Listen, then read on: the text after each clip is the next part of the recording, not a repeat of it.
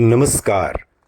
आप सुन रहे हैं द बॉलीवुड रेडियो और मैं हूं आपके साथ आकाश।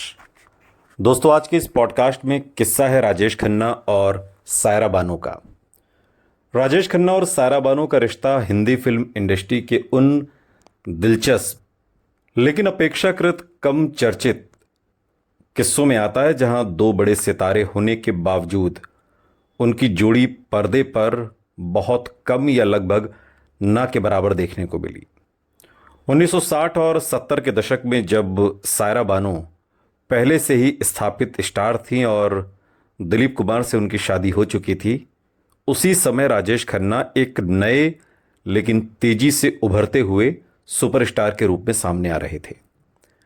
दिलचस्प बात है कि इंडस्ट्री के भीतर कई बार ऐसे प्रयास हुए कि राजेश खन्ना और सायरा बानो को एक साथ कास्ट किया जाए, लेकिन दोनों की लोकप्रियता अपने अपने स्तर पर बहुत ऊंची थी और निर्माता इस संभावित जोड़ी को बॉक्स ऑफिस पर गोल्डन पेयर के रूप में देख रहे थे। लेकिन कुछ निजी कारणों से ये योजना कभी भी साकार नहीं हो सकी। फिल्मी इतिहासकारों के अनुसार सबसे बड़ा कारण टाइमिंग और इमेज का टकराव था। सायरा बानो की स्क्रीन प्रेजेंस एक ग्लैमरस, स्टाइलिश और कभी कभी हल्की फुल्की भूमिकाओं वाली एक्ट्रेस की थी, जबकि राजेश खन्ना उस दौर में एक गहरे, रोमांटिक और इमोशनल हीरो के रूप में स्थापित हो रहे थे, जिनकी जोड़ी खासकर शर्मिला टैगोर और मुमताज़ जैसी अभिनेत्रियों के साथ बहुत सफल रही। और मुमताज़ के साथ तो राजेश खन्ना की जितनी भी फिल्में आई सभी सुपर डुपर हिट रही। एक भी फिल्म मुमताज़ के साथ राजेश खन्ना की फ्लॉप नहीं हुई। निर्माताओं को उस दौर में लगता था कि सायरा बानो और दिलीप कुमार की स्क्रीन केमिस्ट्री का संतुलन बनाना थोड़ा चुनौतीपूर्ण हो सकता है और इसलिए कई प्रोजेक्ट शुरुआती स्तर पर ही रुक गए।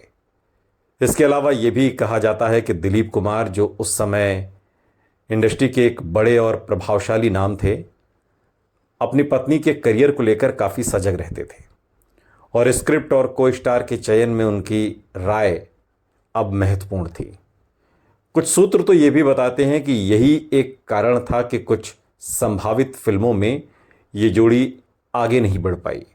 हालांकि इस बात की आधिकारिक पुष्टि कहीं भी स्पष्ट रूप से नहीं मिलती, बल्कि कई जगहों पर ऐसा ज़रूर है कि कुछ एक फिल्में जो राजेश खन्ना और सायरा बानो ने साथ में करनी थी, वो सायरा बानो के स्वास्थ्य कारणों की वजह से, देश में मौजूद न रहने की वजह से, इलाज के लिए बाहर जाने की वजह से वो फिल्में बन नहीं पाईं। इंटरव्यू और सार्वजनिक बयानों में दोनों के बीच हमेशा एक सम्मानजनक दूरी दिखाई देती है। सायरा बानो राजेश खन्ना से हर लिहाज में सीनियर थीं और एक बार उन्होंने कहा था कि राजेश खन्ना अपने समय के सबसे बड़े स्टार थे और उनका चार्म दर्शकों को तुरंत आकर्षित करता था, जबकि राजेश खन्ना ने भी सायरा बानो की खूबसूरती और स्क्रीन प्रेजेंस की तारीफ की थी। हालांकि दोनों ने कभी साथ काम नहीं किया, लेकिन इंडस्ट्री के आयोजनों और सामाजिक समारोहों में उनकी मुलाकातें होती थीं। और राजेश खन्ना ने जब शादी की थी और शादी के बाद जो रिसेप्शन रखा था, उसमें भी सायरा बानो और दिलीप कुमार खास तौर पर तशरीफ लाए थे। जहां एक पेशेवर और शिष्ट व्यवहार इन पार्टियों में, इन मुलाकातों में दोनों के बीच रहा। यहाँ ये भी जानना ज़रूरी है कि राजेश खन्ना का स्टारडम जिस ऊंचाई पर पहुंचा, उसने इंडस्ट्री के समीकरण बदल दिए थे। निर्माता उनके साथ उन अभिनेत्रियों को कास्ट करना पसंद करते थे जिनके साथ उनकी पहले से सफल जोड़ी बन चुकी हो, जिससे नए प्रयोगों की संभावना भी कम हो जाती है। और कुल मिलाकर देखें तो राजेश खन्ना और सायरा बानो का रिश्ता न तो किसी विवाद या नज़दीकी का उदाहरण है, बल्कि ये उस दौर की फिल्मी राजनीति, स्टार इमेज और समय की परिस्थितियों का एक दिलचस्प प्रतिबिंब है, जहां दो बड़े सितारे होने के बावजूद उनकी जोड़ी बनते बनते रह गई।